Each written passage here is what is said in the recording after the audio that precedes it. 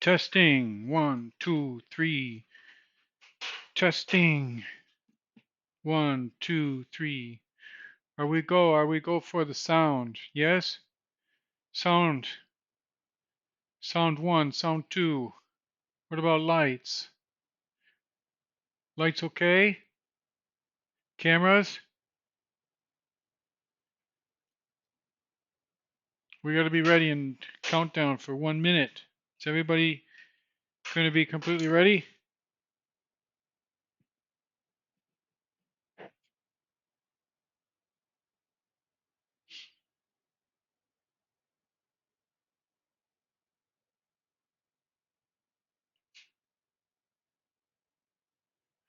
No, please don't start the cameras early like you did last night. Don't want to do that. Okay, so I'm going to I'm going to do the countdown. Ready? 1 or 3 rather. 2, 1. Lights, camera, action. Okay, and we are live. We are live on Steinich, and it's no longer Christmas. We had a big series of Christmas holiday specials, and no more. It's just going to be nothing but the rest of the year now. And we got a lot in store for you guys. Those of you who have been following my channel know that we've been setting things up for a successful Twitch stream. We got the brainwaves. They're right up there. You can see how the brainwaves appear over here on this side. They move across in this direction and then disappear off into the blackness on the other side. You've got their delta, you got their theta, you got alpha, beta, and gamma. You're looking at all the brainwaves that are happening here. They come through they happen from inside my head. They go through a gel into this band. It's called a Muse2 band, where they are transmitted to my cell phone, where they're picked up by a software program called Mind Monitor by James Clatterback. I'm telling you, he's a pretty good guy. He helped me to set it all up and everything.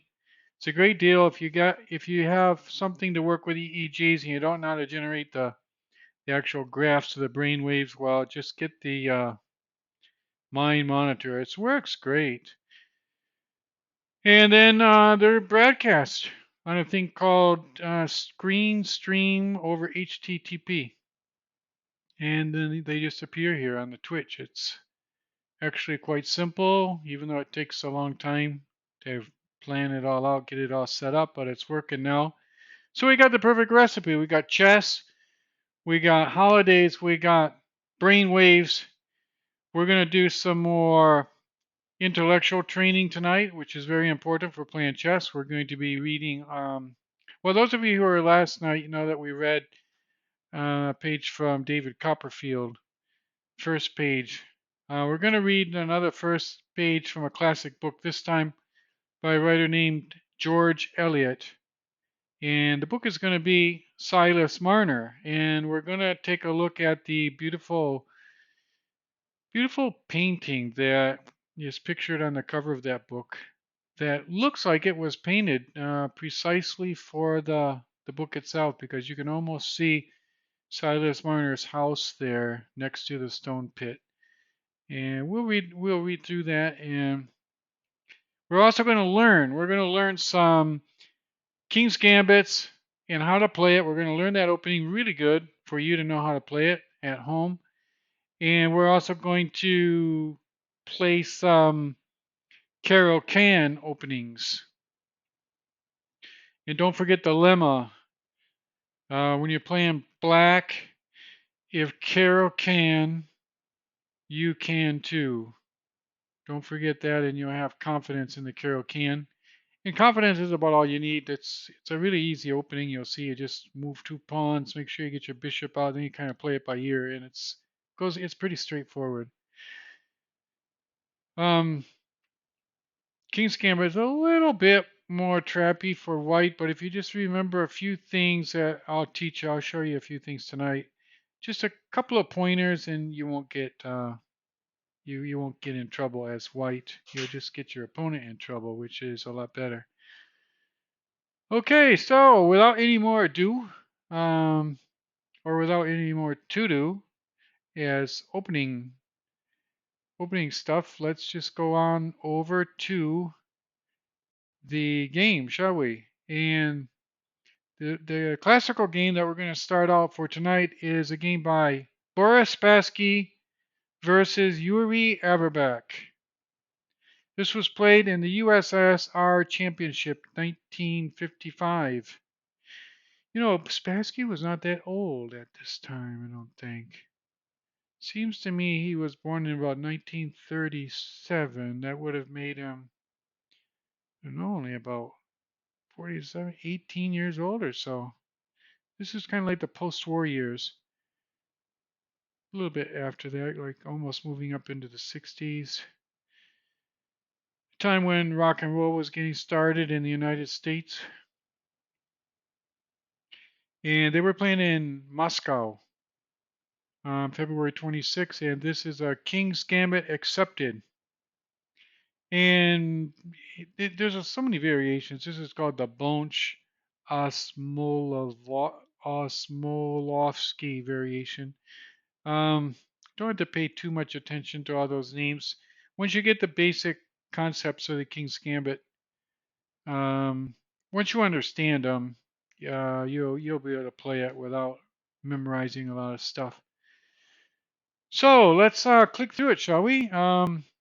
Before we click through it, let's just take a look at the stockfish. They didn't have stockfish back in those days, but it's interesting that we can look at it today. The stockfish is this graph down there. And does anyone out there know? Hey, there you are, man.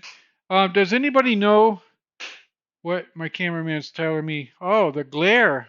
He usually tells me almost every night to take off the glasses because he says that they get in the glare of the camera. So yeah, we're gonna have a visitor here tonight from Serbia.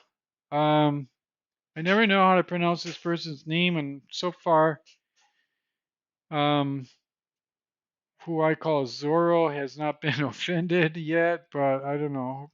Maybe patience could be wearing thin soon, but hopefully not. Um,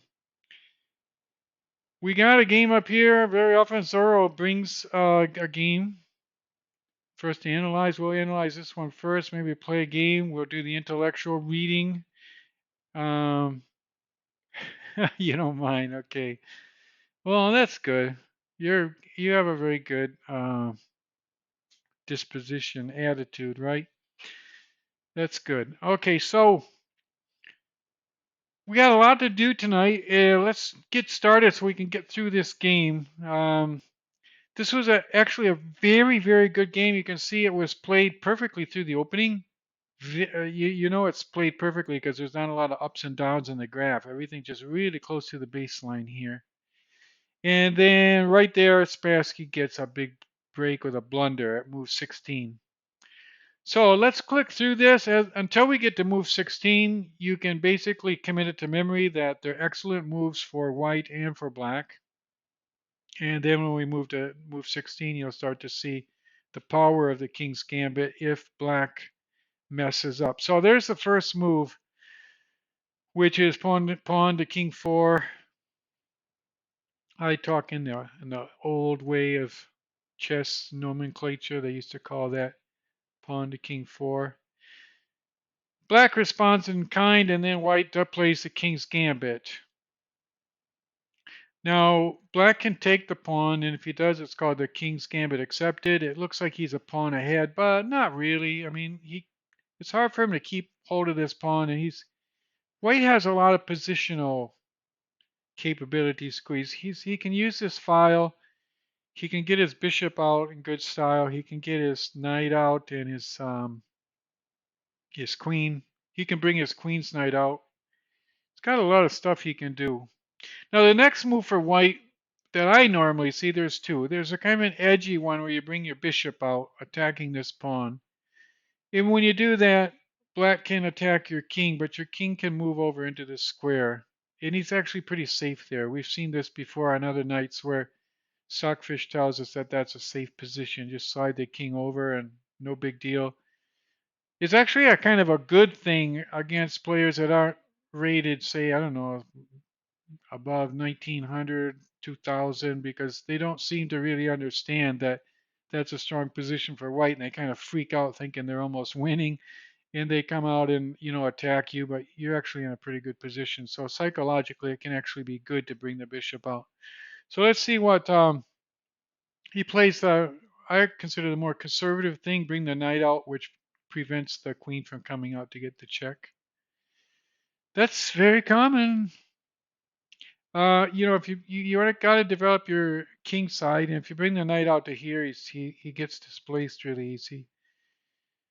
There we go. King's bishop gambit is very traditionally associated with attack here, or what they call KB7, also known as F7, which is a pretty weak square, often for black. And it's a very good square for white to attack with a king's gambit because you can get this rook trained on it through this pawn. You can get your knight on it really quick, plus your queen, plus your bishop. You can get a lot of pieces on there really quick. That's a move I don't see very often because white can kind of like just. Well, let's see. Let's see what white does. Okay, takes it with the pawn. We'll see the proper continuation here. You can see the brown line over here. We're not even like a third of the way through the opening yet. He retakes, black retakes with the knight. White's not going to take that knight because he wants his bishop. This is an important bishop because it attacks that pawn down there. So white castles, gets his king out of danger, and he's going to hopefully get this knight out to attack this, and he's going to get his rook coming through this pawn. Hopefully he can remove the knight out of the way just by bringing this knight out. And if knight takes the knight, pawn takes the knight, and it's great for white. He gets space for his bishop, and after pawn to queen forward, this pawn is going to be well defended. The fact that his pawns are doubled will hurt him possibly in an endgame or something, but hopefully he will never get as far as the endgame. He'll already win. So, oh, I'm clicking kind of fast. I shouldn't go quite so fast. Okay, so I backed it up to where we were. So now that's a little bit of an iffy situation there that he brings it up, but it doesn't look bad. We're right at 0-0 right now. The sides are equal. White develops his queen pawn. I'm just talking about I'm not talking about all the variations and everything. I just given like the general principles of opening. He's got to get his black bishop out somehow, and this pawn can also support a knight coming out, so it's a good move. Black does an interesting move, huh? Just protects the knight there somehow with the pawn. He's not developing his pieces or castling. Hopefully that won't get him into trouble. And like I said, if knight takes a knight, it's wonderful for white. You retake here, supporting this pawn, and then your bishop has free play. Black castles. Good, he's got his king out of the middle. I mean, good for him.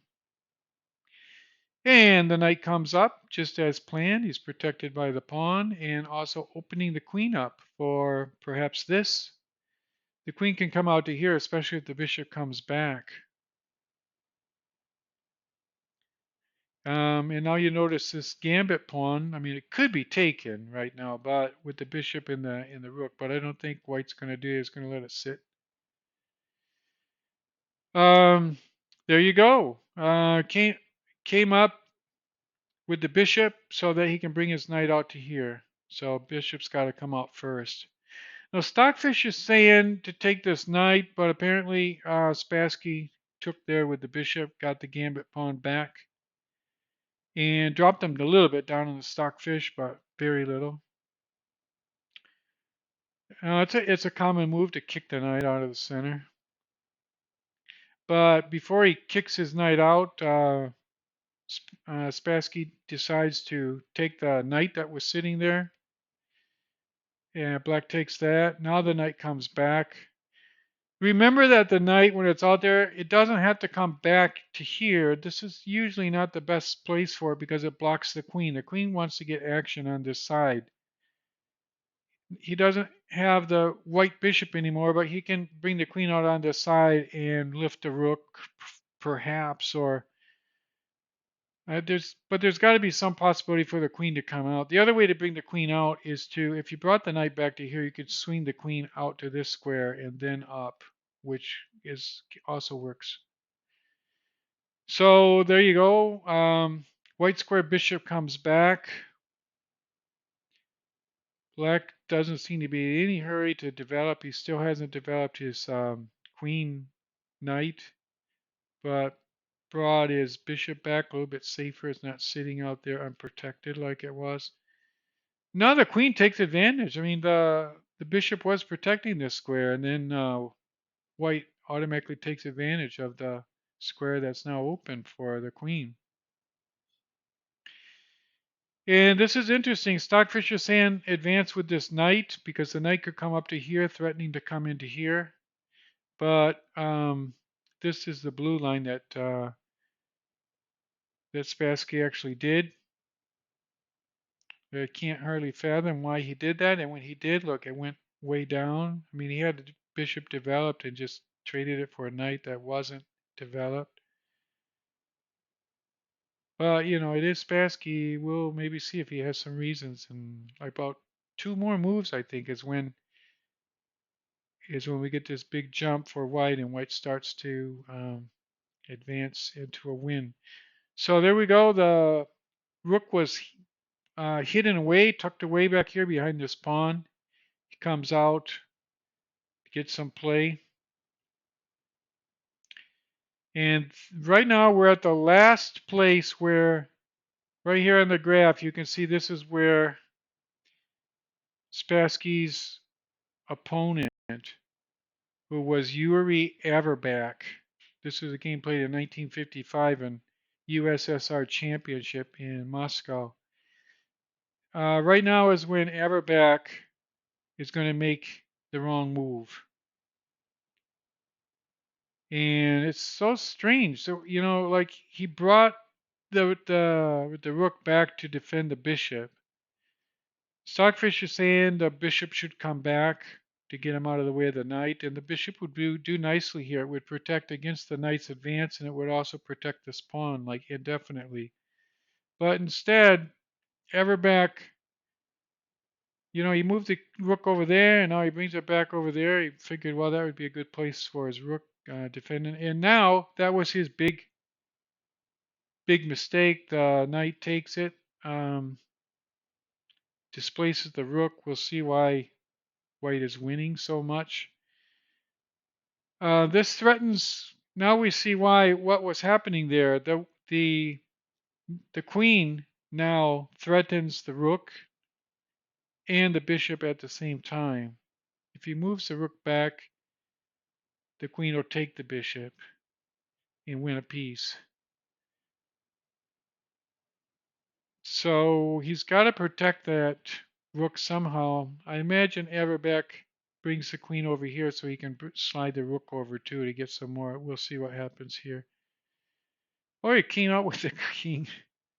Okay, yeah, why not? I mean, now the rook is pinned, but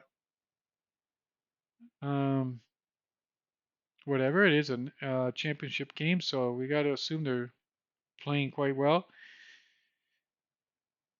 Okay, the knight comes up. It's kind of interesting. The knight is helping the queen in an attack and being protected by the queen at the same time. Now the bishop moves back out of the way. It looks pretty safe, right? The queen was attacking the bishop, and now the bishop went back, completely out of the queen's sight. Spassky gets in a rook lift where the rook could slide over here conceivably with the queen, or he could also triple the major pieces on one file, which can be very, very strong. Okay, the bishop comes out. Apparently Everbeck thought, well, I'm not going to hide it back there anymore. I'll just move it out where it gets some play. The knight was defended by the queen, but it's not a good idea to have a major piece just sitting there protecting a knight the whole time. So he protects the knight again, so he can get some movement from his queen. I know the bishop is blocking, but suppose this pawn was not protecting it and white moves his queen, then the bishop can get a check, and if the king takes the bishop, queen takes the knight, also threatening the rook, things like that. So white is very prudent to protect his knight. So it just keeps moving up for Spassky. The inaccuracies were there, and there's a mistake there. And we're not to the first mistake yet. We already saw the first blunder. Okay, and getting some pawn action over there. He's got a really strong position, so why doesn't he just... This rook is pinned. He can't get out of there. And he's got a pretty strong position here. This queen cannot slide over to challenge either because, it would be a massive double take there. This rook cannot slide over to challenge the queen either because the knight will take it. So Spassky has a very domineering position here. So he figures, well, I'll just keep all my pieces are set up nicely. I'll move my pawns out. And that's the mistake. After a blunder, then Everbeck makes this mistake. And see, that's why this pawn had advanced, because after that, the pawn can come up really threatening the bishop in a big way. Hey, we got it. Oh, you're back. Yeah, hey, man, good to see you. Let's keep playing through this. Hi, how you doing? So we got some... This is incredible. The sun went down, and I'm getting infrared rays now for some reason. You can't believe the temperature here. I'm turning on the air conditioner. I'm going to contribute to global warming, but if I don't, I'm going to risk some sort of strange physiological breakdown or something. Yeah, you're back. It's good to see. Um, Here we go. So we're on the graph now. You can see the points there. Already I had 5.5. It's a commanding lead by Spassky against his game with Everbeck in the USSR Championships in 1955 in February. Pawn takes a pawn. This is Spassky, Boris Spassky, playing King's Gambit against a guy named Haverback. His name is Haverback. What's his first name again? Yuri Haverback. 1955. Okay, and then pawn takes the pawn. The bishop didn't have a lot of places to go, did it? If it went back there, it was going to get lost because the knight would take it and then the queen and the rook. And if it went over here, it would get lost too because the knight would take it and this bishop still remains pinned. So, if we go way back and remember, I was kind of like wondering, is that a good move to move the king over there to protect the rook? And in the end, it did. The pin was... Oh, let me get rid of these things. The pin was very effective. So he's got to give away his bishop. Queen comes out, puts Spassky in check. King moves over. Now we get a knight checking the king. King comes over. Knight comes over, threatening the rook.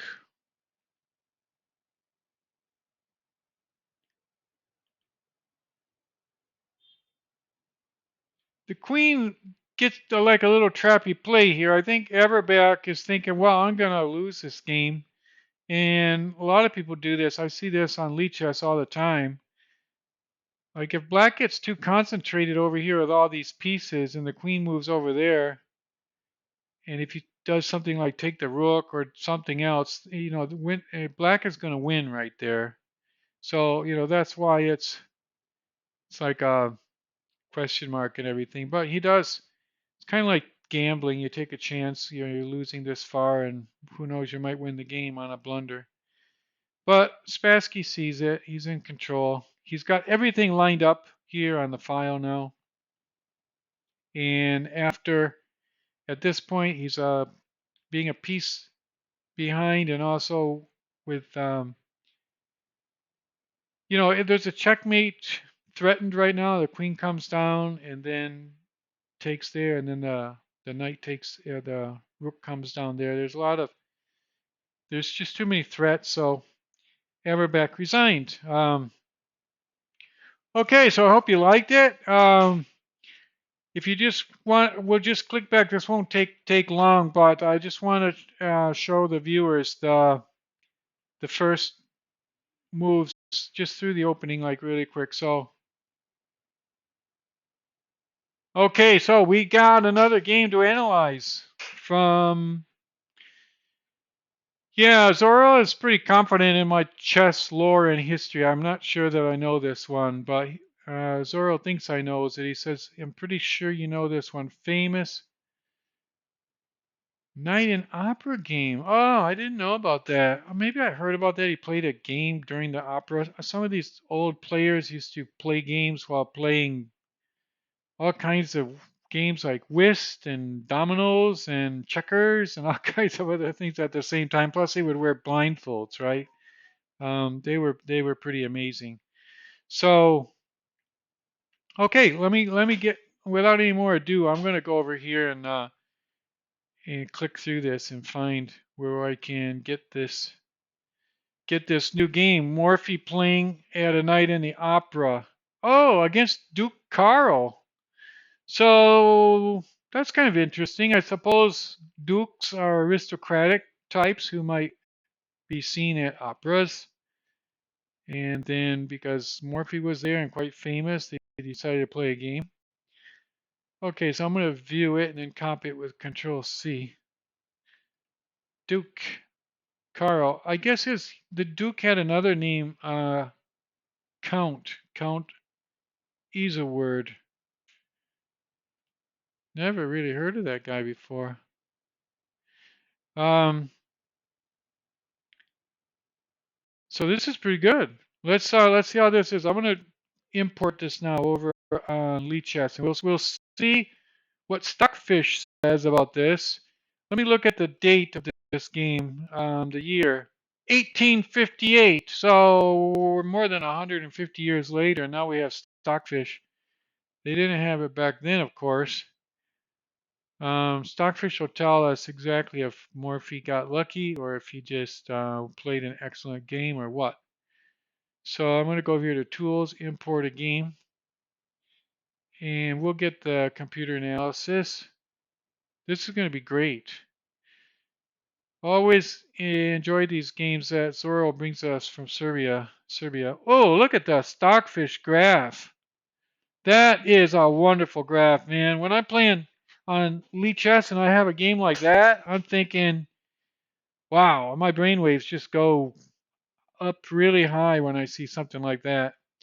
And Stockfish is also giving Morphy 0, 0, 0 in terms of inaccuracy, mistakes, and blunders. And Duke Carl, well, he was probably a good chess player, but he probably didn't. Who knows? We'll take a look and see how it goes. So here we go.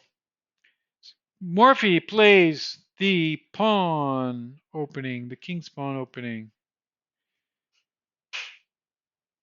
Pizza with no cheese. Hmm. Yeah, I've had pizza without cheese before. Like sometimes with garlic. You put garlic on it and some olive oil and basil, right? It's really good. It's really, really good. Yeah, you want to be a mod, right? A mod. You want to be like a moderator, a modifier, modified pizza, cheese, mozzarella, parmesan. Yeah, a little parmesan. Just sprinkle it on there. It's like cheeseless with just a little dash, a little touch, just for flavor, I guess. Okay, so there you go. Black responds in kind. Pizza need pineapple. No, no, no. You can't eat pizza with pineapple. No, no, no, no, no, no. That's you don't even say that. That's not good. So here we come. Night comes out. We saw this same game. This was the same game. If you remember last night, we saw the Evergreen game by Adolf Anderson. He opened up in the same way, and we'll see how Morphy handles this against the Duke of Easelward, the Count of Easelward. Okay, that's a very conservative type of a game. He's protecting that pawn and developing this bishop for it, to come out and pin the knight. Well, you never tasted pineapple pizza? Um, some people don't like the sweetness of the pineapple on the pizza, but to tell you the truth, I kind of like it. It's a little bit like drinking your juice and eating your pizza at the same time, if you can imagine that. And you get hydrated and nourished all at once. It's actually a pretty good way to go. Okay, so let's take a look at this. White comes out. Ooh, very, very, very edgy right there. Um, Comes out strong with his pawn. And look at this. Look at the stockfish. Is giving white ever so slight growing advantage. So he's playing a very good opening. Okay, the pawn comes out here, gets pinned. I mean, the knight gets pinned. The pawn, if it takes the pawn, the knight doesn't have to move. The queen can take. So, but those pins are also kind of sometimes effective. Pawn takes pawn. Knight takes. Bishop takes knight. Queen is probably going to take the bishop. What do you think? I would imagine it looks like the best move. Keep your pawn structure good. And pawn takes pawn.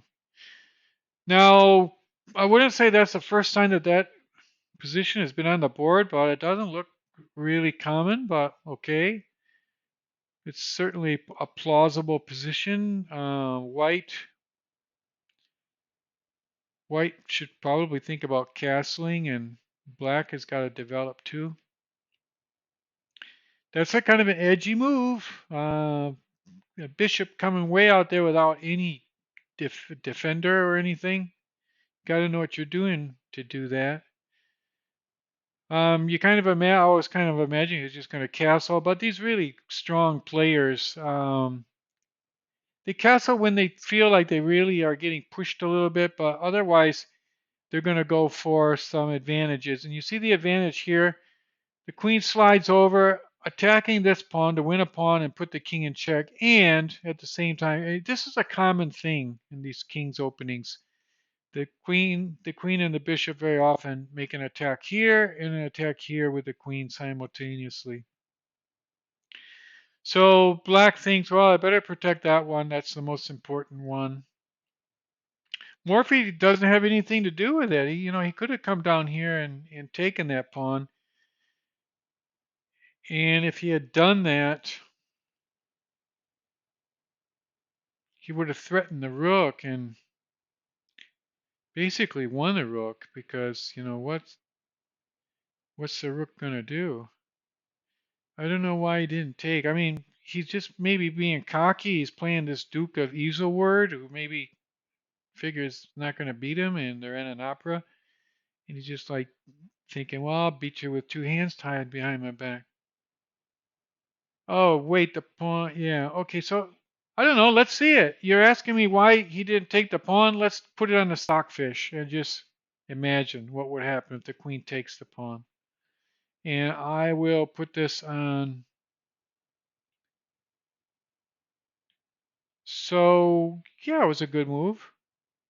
He's still ahead by 2.1. He increased his position quite dramatically by doing that. I mean, he was like one ahead, and now he's suddenly another pawn ahead. Black in this position. Oh, that's interesting. Black can come out here. I didn't see that, but that's a great move.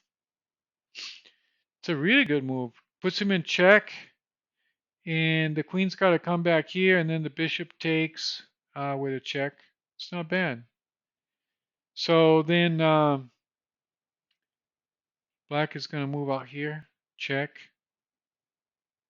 and now queen takes the queen. But he did win a pawn. That's the only thing. He didn't get the rook, but he just won a pawn out of it, and black got to develop his bishop, and the stockfish puts it at a rating of 2.3. So not bad. I guess the Duke of Isleworld knows what he's doing. So Morphy said, "Well, I don't want to just win, one pawn and have all of these attackers traded off. I'm gonna just move out my knight." That's what he actually did in the game, and he's maybe getting ready to. Now he can take it. Now he's threatening to take it because black doesn't have this attack anymore. The knight is interposing.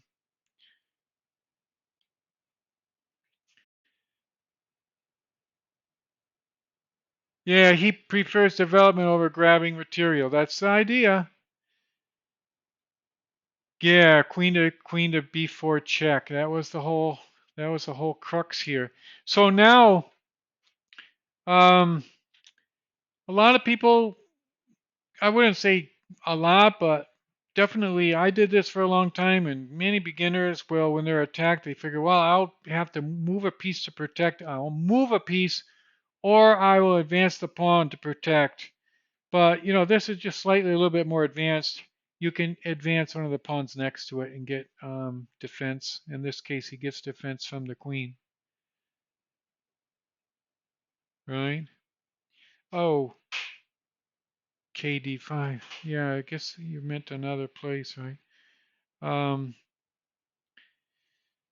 so I'm just looking at this, is trying to figure out what Morphy's going to do. Zora was telling us that he prefers development over grabbing material. And to get development, I've often heard this about Morphy, that he always completed his development before doing his big attack. So maybe he's going to castle and maybe move the bishop out, pinning the knight. I'm thinking those two moves, I don't know in what order. So, okay, so he brings the bishop out. Stockfish is saying he should develop his knight out. He can't bring it out to here, but he could bring it out to here. And if the bishop takes it, it doubles this pawn, but at least it gets rid of this hugely menacing bishop on the white diagonal supported by the queen. But what the Duke of Isidore actually did, he figures, you know what I'm going to do?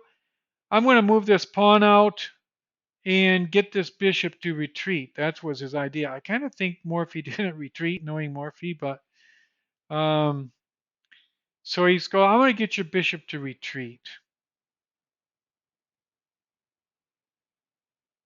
And I guess he retreated. I mean, I don't know what else he would do in this position. Let's see. No, look at that. That's pretty amazing. You see, that's what I always say. I was thinking, can the bishop take down here? What can happen? But the knight comes up. Oh, great. Hey, thanks a lot for the following. That's extremely great. Um, this is a very international channel. I got international followers. We got people from all over the world, and we just got person Italian machine. Yeah, you know what it is, man. It's a Paul Morphy game. You hit the nail on the head. It's from 1858, playing against the Duke of Isidore at an opera. Maybe it was an Italian opera. Who knows? Could be, yeah, could be Italian opera. So, I like when I see a really cool move like that. I like to just back up so I can envision it without seeing it on the board. I'm just going to go back one little move. Okay, so and we'll just go. I'll show the move coming up. So Duke of Isidore moves up there, expecting the bishop to go back, but Morphy sees this white diagonal, and he's thinking, you know what, that white diagonal could be pretty valuable. He takes a knight, which is worth 3 pawns. He trades it for 2 pawns, so he's really only giving away a pawn. And he's getting this white diagonal with some terrible threats. The knight can come out here and defend, but guess what? Black can immediately castle queenside, and things are looking nasty really quick. So let's see how this played out. So knight takes the pawn, pawn takes the pawn, and that was not good either. That's a double check, a double question mark, and look how much it went up. But I mean, it's just kind of natural. A knight takes your pawn, and you just take him with your knight, right? I mean, um, it was kind of like there for the taking. People just instinctively take those. But it was a double question mark. He lost a lot by doing that. And there you have it. Bishop comes down. He's got the white diagonal against the king. The knight comes over. It's the only move that doesn't lose the queen. There you have it right there. The queenside castle. Getting the king out of the middle, connecting the two rooks, and attacking the knight at the same time. So those of you who like Paul Morphy, as people do from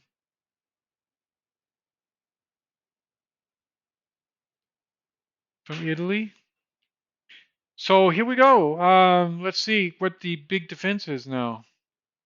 Yeah, the rook comes over. So I got a feeling that there's more that can happen here. I mean, there's a couple of ways to do this. I don't know what order he needs, but he can bring his queen over to here. It's better than here because you want your queen last in line on these checks. So you'd have a check there, a check there. This knight is also attacking, but the knight can be removed with the bishop. So then you're going to win some material out of that. So let's see what happened now. Oh, he just took it? Oh, yeah, you could just take it because anything that takes that is going to be pinned when this rook slides over. That's the whole idea. So that was better than moving out. That was better than bringing the queen over, like I was saying, because he gets more if he loves to develop, and he gets to develop his rook instead of just sliding his queen over and still having the rook isolated. Now he's got his rook developed, and he can bring the queen over next time, and he can take the knight next time when at his leisure. Um, this I'm sure he did this to remove the pin on the knight. When Morphy takes the rook, he wants to be able to take with this without losing his queen. So he got his queen out behind the pin of the knight. Yeah, Magnus is 99 times better than Paul Morphy, but Magnus didn't live in 1858, and Magnus has like a lot of. The best I can say about Paul Morphy is if Paul Morphy had the computer stuff that Magnus has today, he'd be playing probably around 4,000 rating, something like that. So we never can slight the old masters. They didn't have the advantages that we have today. What happens after queen to b4?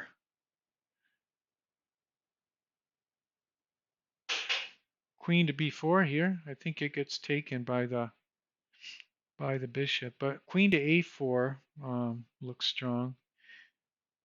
But actually, he can really just take the knight. Oh, I see what you're saying. Yeah, this queen, you're saying this queen here is getting. Um, I would move him out to here to keep on to the. I'd move him to a4 to keep him on to the same diagonal of all these attacks, and also to avoid this trade. Let's see what Morphy does. No, he just took it. Morphy's always surprising, isn't he? Always surprising. You see, that's why Morphy's better than me. I can find some halfway good moves, and Morphy finds the startling best moves. Bishop takes d7, knight takes d7, queen takes bishop. Yeah, that's what I was thinking. There's a checkmate here, not just some more attacks. So obviously he's not going to just slide his king over and get discovered. He's going to take it with the knight. It looks like the only feasible move. And that's what I was thinking. I was thinking, yeah, what happens if Morphy does that? Um, obviously the knight can take the queen, but Morphy, being a very resourceful chess player, and all of you who are viewing, you don't have to look through all the combinations. These masters are not going, well, if he does that, I'll do this, I'll do this. Morphy just saw instinctively that when you have a bishop cutting down in front of the king like this, and you got something blocking here, then it's always a checkmate to bring the rook down next to the king because he's protected by the bishop. The bishop is protecting this flight square, the rook is protecting everything else, and the knight is preventing the escape. So there you have it. Queen comes down, knight takes the queen, and checkmate. So that was an amazing move, amazing game. Uh, when I saw that, I don't know if you guys were paying attention, but I kind of saw it more in retrospect. My brainwaves were just like so high, just so high. Um, when we, to see that final combination, that was a great insight, really, really. So that game is worth clicking through another time. We won't go through an in-depth analysis, but just click through to refresh everybody's memory of this great game played by Paul Morphy. And Morphy plays in some really interesting ways. Some of the moves are slightly obvious, and I've heard, um, wasn't it Morphy who said once, I believe it was Morphy who had made this famous quote. Somebody asked him, maybe it was a reporter or somebody, said, how far can you look ahead in chess? Because, especially at that time, people were saying, well, I can look ahead 15 moves, I can look ahead 20 moves, I can look ahead 10 moves. And Morphy responded, I just look ahead one move, but it's always the best one. So I always thought that was a pretty witty answer to that. So it's often said that Morphy finds with just like really strong looking moves, you don't have to read a lot into them. They're quite obvious, not immediately obvious, but yeah, you're right. He's 99 times better than Paul Morphy. But you know what? Magnus, as I explained earlier, is just so lucky to grow up as he did. He's like spoiled with computers and all this stuff. And I still say if Paul Morphy were alive today with all these computers and stuff, he'd be rated 4,500. 4,500 if he had all the advantages that people have today.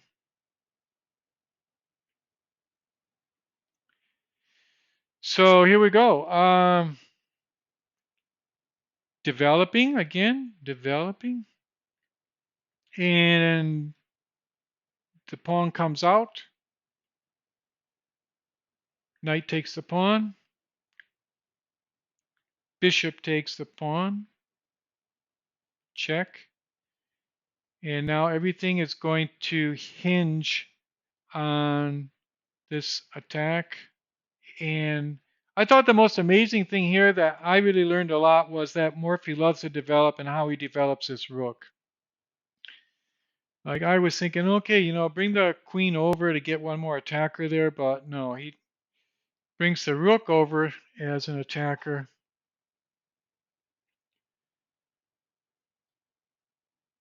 They were insanely talented, but they didn't have computers, chess books, and opening theory back then. Well, of course they didn't have opening theory. They basically made the theory, right? Like something has to be said about that. It's like, you know, was Newton a better physicist than the average college student, physics college student today? And people who have studied physics tell me, well, there's a lot of college students today who know more physics than Isaac Newton did, but they aren't Isaac Newton and they never will be. So something's got to be said about the pioneers, right? And Morphy was one of the pioneers. And you can't compare them. It's like apples and oranges. Can you compare an apple to an orange? You can, but I don't know. A lot of the comparisons don't make sense. So the queen, oh yeah, we talked about that. It got out of the way of the pin. And instead of removing this was the second amazing thing that I saw that Morphy. I'm going to back up there. Um, it's quite obvious right now that Morphy can win a lot of material just by taking the defender of this and then um, taking here. I mean, if he takes with the pawn, it comes down forking the queen. Or if he takes with the queen, just win a rook outright. And you're going to win a big rook out of it. But Morphy thinks, why win a rook when I can go for the checkmate? And I thought this was a really beautiful ending where the bishop comes down, the knight takes the bishop, and I don't know if the Count Isidore, what's his name? Count, not Count, yeah, Count. What was his name again? I have it here in the Count. Don't want to forget his name. Was the Duke, right? Was the Duke Carl? Oh, is a word. Yeah, Count is a word. So Count is a word was thinking, okay, well, I take with my knight and I'm kind of safe. Like, what's going to happen next? But then it's checkmate in two, isn't it? Checkmate in two.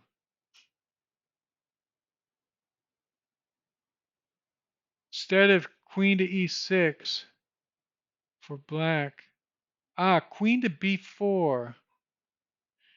Oh, that's what you were talking about. Queen to b4. Okay, let's go back because you asked that before. That could be interesting to see what happens. Okay, so you're saying in this position, instead of that, what about that? Right? Putting the check to the queen.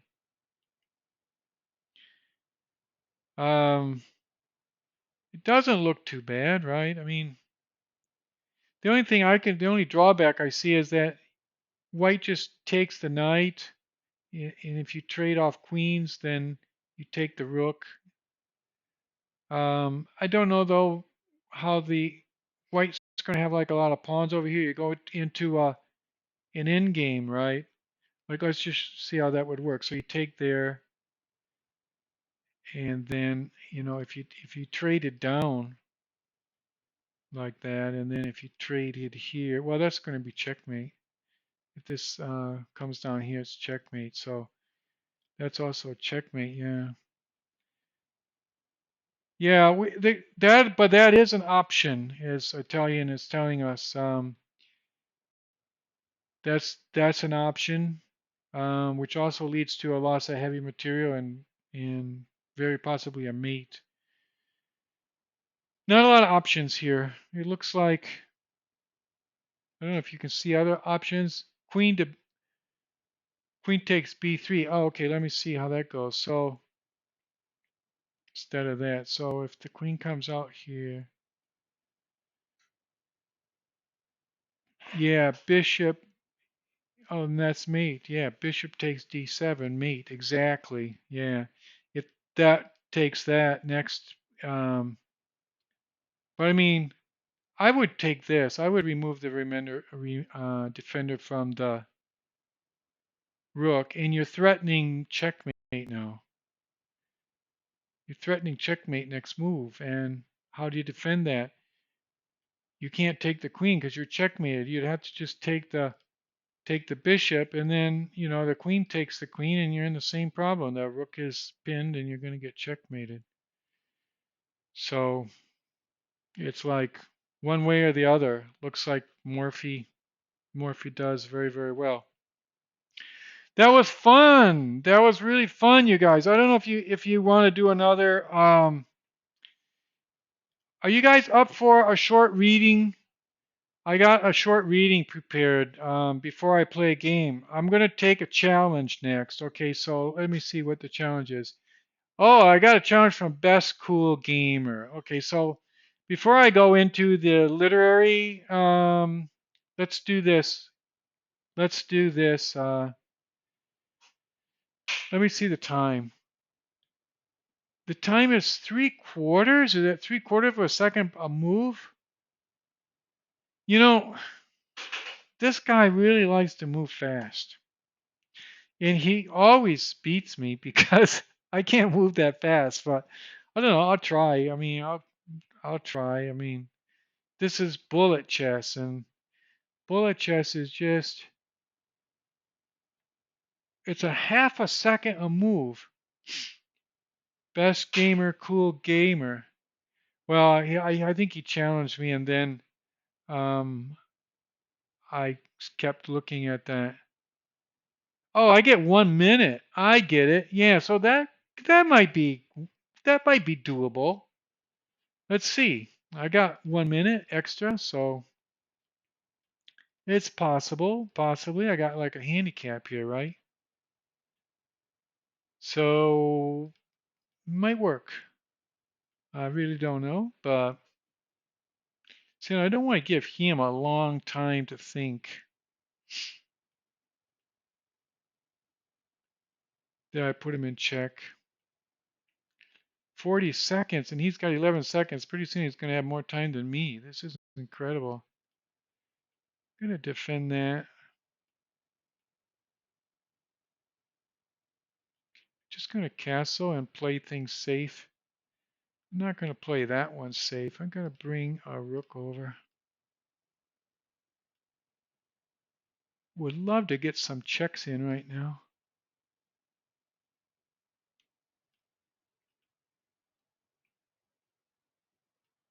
"15 seconds to 5.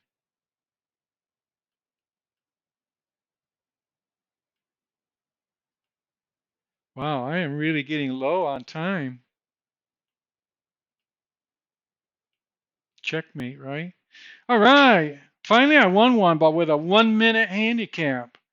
Wow, and did you see it happens a lot like that. The brainwaves when I get like really anxious, I don't know if it's something in the software or something, but they tend to flatline, and that's not really true. They're obviously not flatlining. I think it's just like a little glitch in the software or something that maybe adjusts this a little bit. I don't know if sometimes the gel gets a little bit. But that was great. Finally won a game against the best gamer, cool gamer. Okay, I got a rematch, so I don't know what time is this. I just move fast. I don't never really know what the time is. It's always a little bit different. Um, I don't know. Just move him out there, I guess. Would love to try to play this out. Did I get another checkmate? Yeah, I did, didn't I? Oh, I got a checkmate, but I wouldn't wanted to do it, but wanted to do it. Okay, rematch. Um, I'm able to win against Cool Gamer. Yeah, I got a pre-move. People are telling me how to pre-move, and I just never learned how to do that. I don't know what happened with my brainwaves today. I don't know if I can reset them.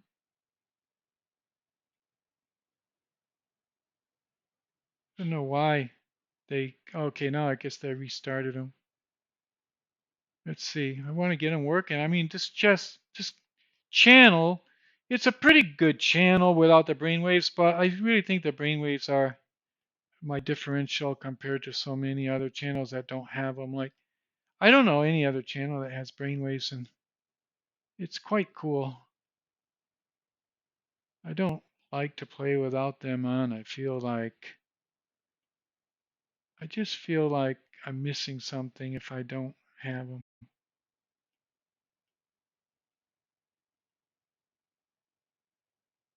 Am I just about losing on time? This is crazy. Didn't realize it.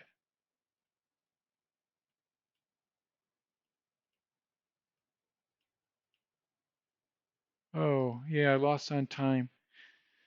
Oh, wow. And my brainwaves were really stretched out, like between themselves, because I don't normally play these time things.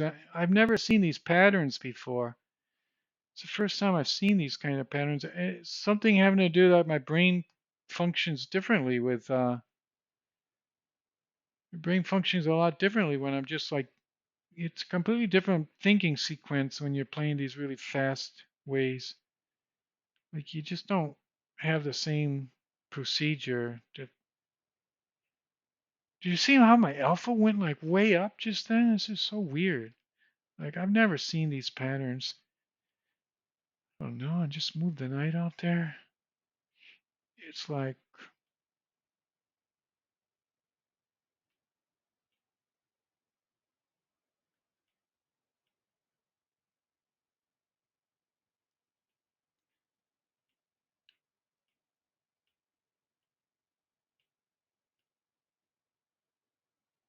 I don't know. I'm not winning this game though. I just keep going back and forth. I guess I should have taken him with my crap. I should have taken that with my.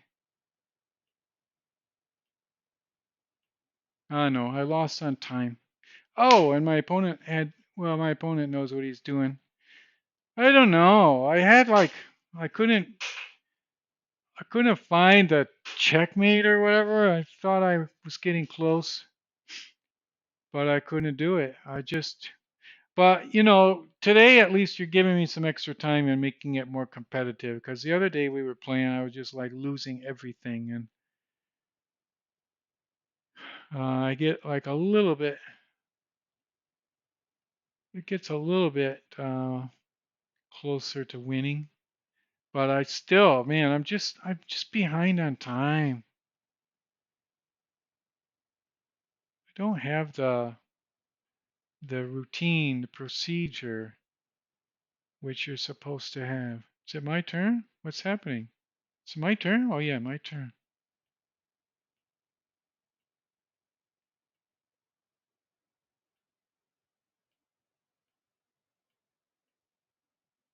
I don't know. I'm getting lucky on a few pre-moves, but not all of them. It's hard to pre-move and get totally lucky.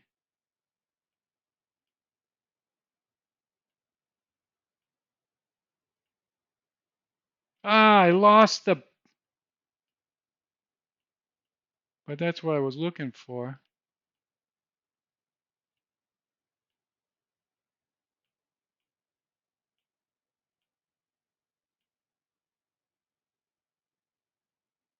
What happened? Ah, with time. I won with time. Wow, that was all right. Okay, so just let me recap this. I had, how much time did I have? 1 minute? Or no, wait, 15 seconds? I was just trying to understand, like, how did I win? I must have had a lot more time than you because you always beat me if it's fair time. I had 67. I lost. Oh, I lost? Oh, you still had. Oh, okay, I lost. Thought I won. Thought it was your move and that happened. Oh well. I can't. Just can't win even when I even when I think I'm winning, I don't. Oh man, I know I gotta be careful about that. I don't know. Just gonna do some weird stuff here and see what happens because I'm moving fast.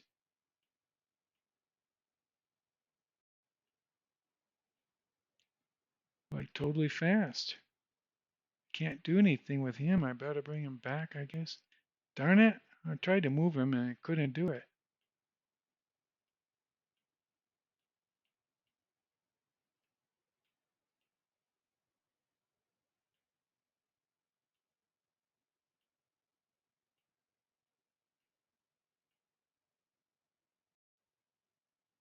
What? Did I lose my queen?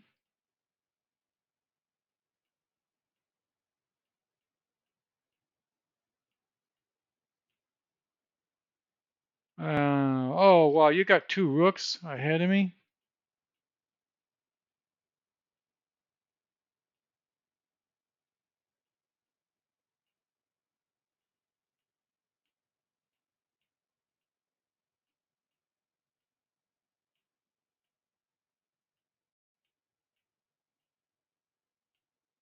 Can I get a checkmate in here? No.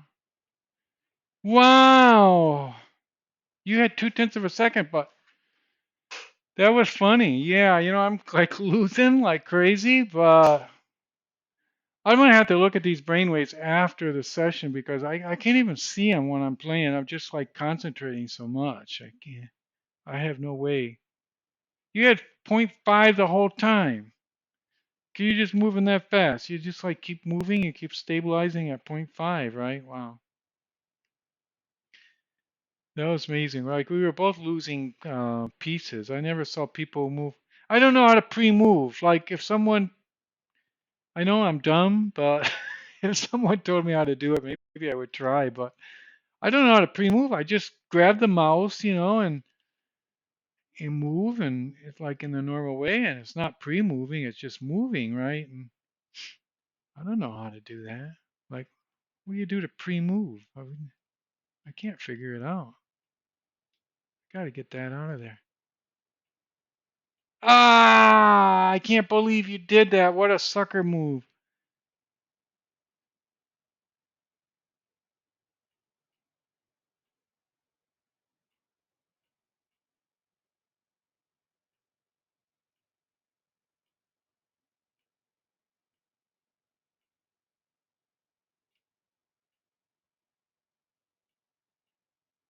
No.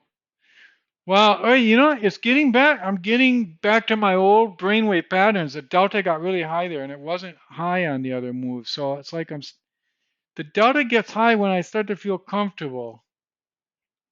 When I'm playing games and I start to feel comfortable, the delta goes way up. So maybe I'm trying to find my way. Yeah, I don't know how to pre-move. I'm gonna learn to pre-move and then.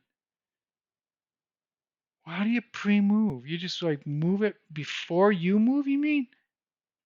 Like just go out there and move, but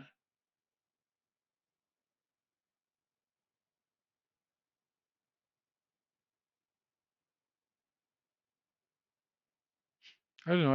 I pre-moved that time, and I guess by pre-moving I won because I don't know.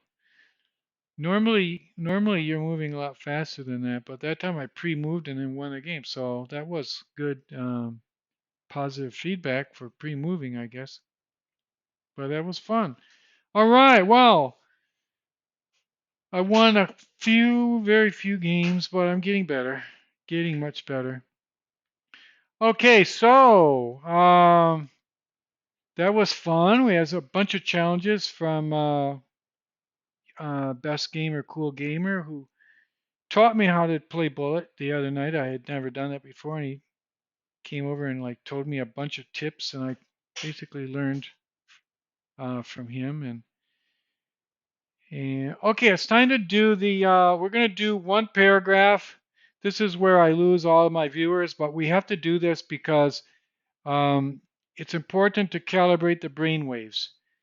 I got to read. It only takes like 2 minutes. We got to read the opening chapter, not the chapter, but the opening paragraph of classic literature.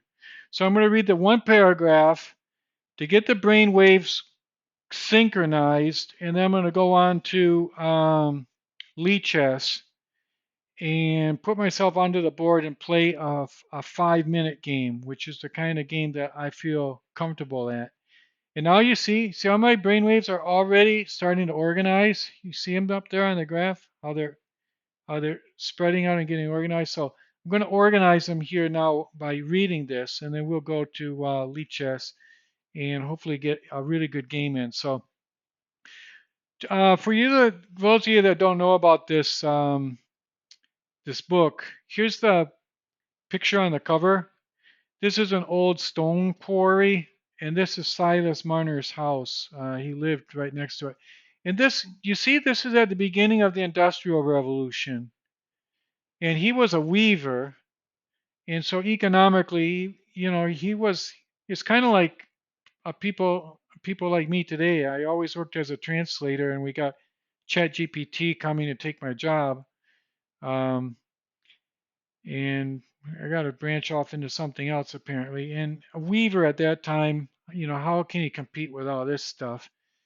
But it's a very interesting book with a really interesting story. So without any more ado, let's just read chapter 1 to synchronize the waves. So in the days when spinning wheels hummed busily in the farmhouses, and even great ladies, clothed in silk and thread lace, had their toy spinning wheels of polished oak. There, there might be seen in districts far away among the lanes, or deep in the bosom of the hills, certain pallid, undersized men, who, by the size, by the side of the brawny country folk, looked like the remnants of a deserted race. The shepherd's dog barked fiercely when one of these alien-looking men appeared on the upland, dark against the early winter sunset. For what dog likes a figure bent under a heavy bag? And these pale men rarely stirred abroad without that mysterious burden. The shepherd himself, though he had good reason to believe that the bag held nothing but flaxen thread, or else the long rolls of strong linen spun from that thread, was not quite sure that this trade of weaving, indispensable though it was, could be carried on entirely without the help of the evil one. In that far off time, superstition clung easily round every person or thing that was at all unwanted, and even intermittent and occasional merely, like the visits of the peddler or the knife grinder. No one knew where wandering men had their homes or their origin. And how was a man to be explained unless you at least knew somebody who knew his father and mother? Okay, that's good enough for the first paragraph, and I see my brainwaves are completely organized. That's like a huge long paragraph for the first paragraph. Give me a break. I never saw an opening paragraph of a book quite that long. So, okay, we'll go over to the lead chess, and we're organized now, and we'll play a 5 minute game where I've usually got to find the lead chess here. I got to go back. Where was I? Okay, here's Silas Marner. Okay, here we are back at lead chess. Okay, I'm going to put myself out on the board now, create a game, and we'll just see if we get white, we'll play the King's Gambit. If we get black, we will play the karokahn. Always remember, if Carol can do it, you can too. Okay, we're going to be playing a King's Gambit. And I don't care if he cooperates or not, we're going to play one anyway. When that pawn comes out, I always take it. It's just kind of like good. And this bishop now is going to be developed onto here, behind the queen pawn. And I think we're doing okay. This opening looks okay for the time being. That's an interesting move. Now what do I do? I'm going to just remove this pin off from there because I couldn't see anything else to do, and maybe I'll get some play here. I might be able to get some play here. I don't know. He's thinking. Maybe I just like went off in the book or something. Did I possibly leave the book? Started to think. Uh-huh. Looks like I see possibly some queenside action coming here. Queenside castling, perhaps?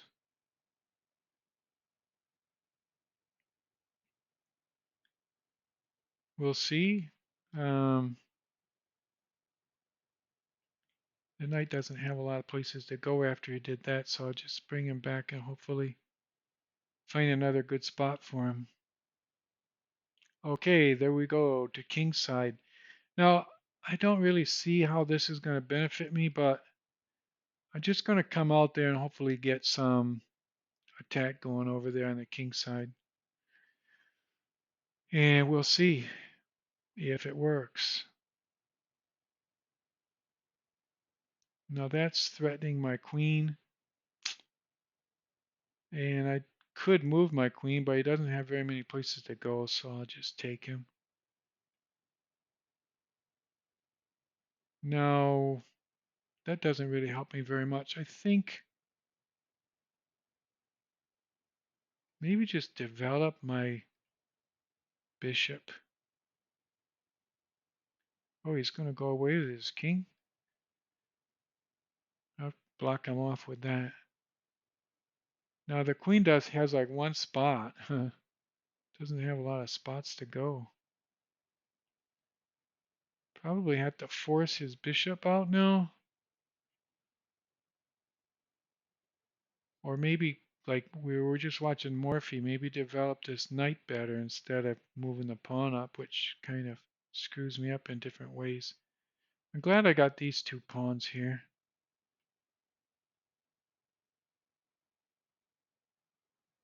I can do that. Kind of like put the question to that bishop. What's the bishop going to do?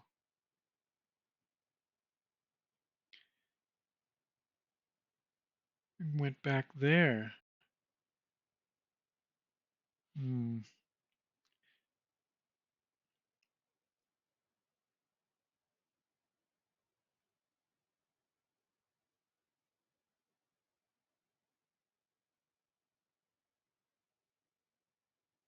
If I do that, he just moves his.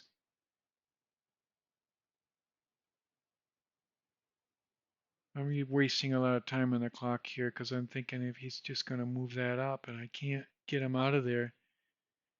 I think I just moved the queen back because it was kind of like a wasted move maybe, but yeah, it loses me that pawn.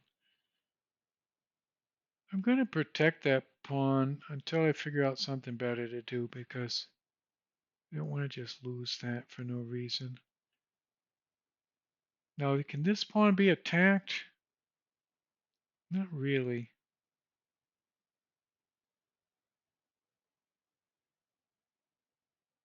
But that pawn's safe. I've really got like a very, very poor position, I could say.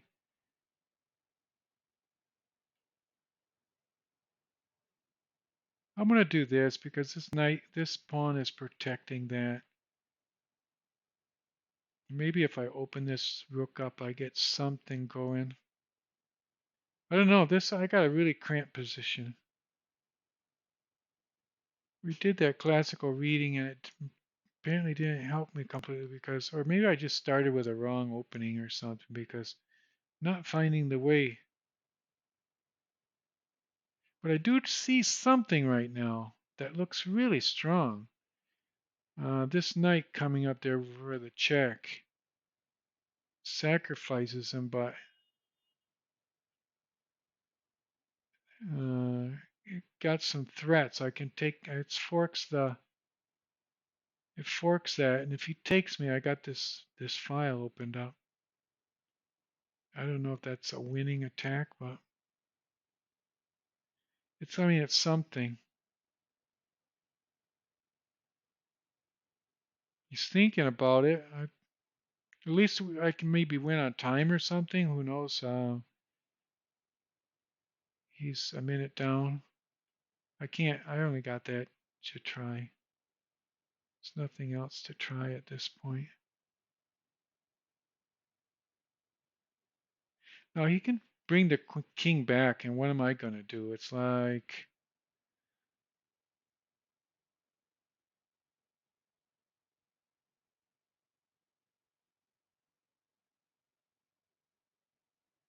it's kind of like all over, but maybe he doesn't see that. I don't know why he doesn't just move. He seems like he can escape quite easily. If he goes over there, I'll checkmate him. But if he goes over there, I can't checkmate him because he's got the rook here. And if the queen comes back that far, the king just scoots over. It's always like this. I never know exactly.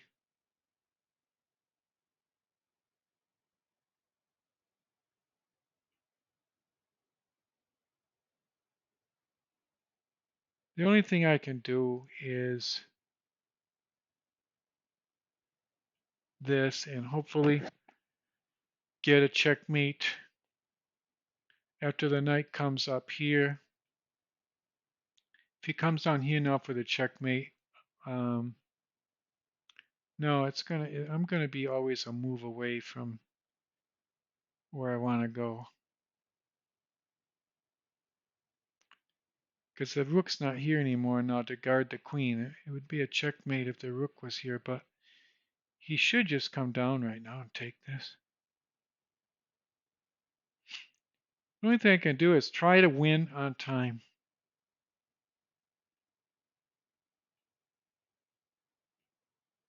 It's my only hope.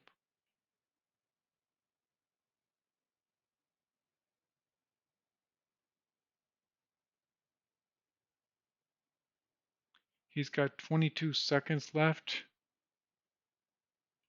I'll put him in check because it's always kind of a good idea.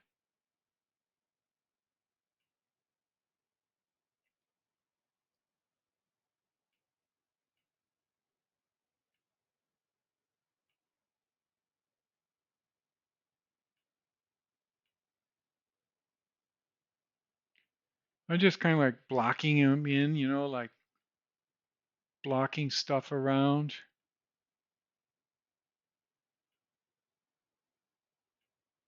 So he can't come down and checkmate me.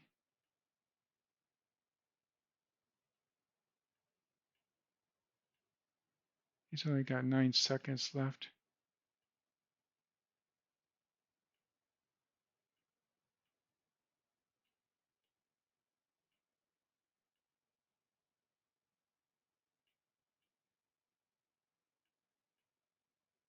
He's got 4 seconds left. Okay, well, we actually won the game, and it was pretty interesting. Right there at the end, I didn't really. Did you see how jumbled up my brain waves were? Right just before the end, it's because I didn't really have any sort of a plan. If I'm playing chess and I'm thinking about pins, combinations, and this and that, they're going to be pretty organized. But in that case, I was doing a completely different thing. I was just trying to like block him out. I wasn't trying to win pieces or make pins or anything. I was just trying to keep his queen away without any good checks. So my brain waves just looked like a ball of yarn, all like a cat had been playing with it for an hour, and just like all over the living room, all tangled up. So that was a lot of fun. I think we did everything today. We played some speed chess, which is called bullet chess. We did the brainwave training with the classical reading. We saw a game by Boris Spassky against against another Russian, and we saw a classical game too, Paul Morphy. And I tried my best to defend Paul Morphy. I don't know. I know people have their opinions and they think, well, Paul Morphy, like these modern people are so much better, but and they're entitled to their opinion, and modern people probably are better, but still, it's like whatever. Mine still doesn't detract from the fact that at their time they were the best in the world, which is something to be said. So let's without any more to do, we will call it a night. And I'm glad for everybody, those of you who are watching on the videos. A lot of times I'll get like a lot of people the next day. Be my follower, please, because it helps me. And also, when next time I'm online, you can receive those emails. You'll get an email and you'll say, oh, Steinitz is online. Come and join in the fun. There's going to be like a lot of chat. You're going to learn a lot, and boom, you see the email, you can come. So follow me and you get the emails from Twitch. Okay, so have a good night and see you around. And thank you, Zorro, for the wonderful game like always. And see you tomorrow. Bye bye.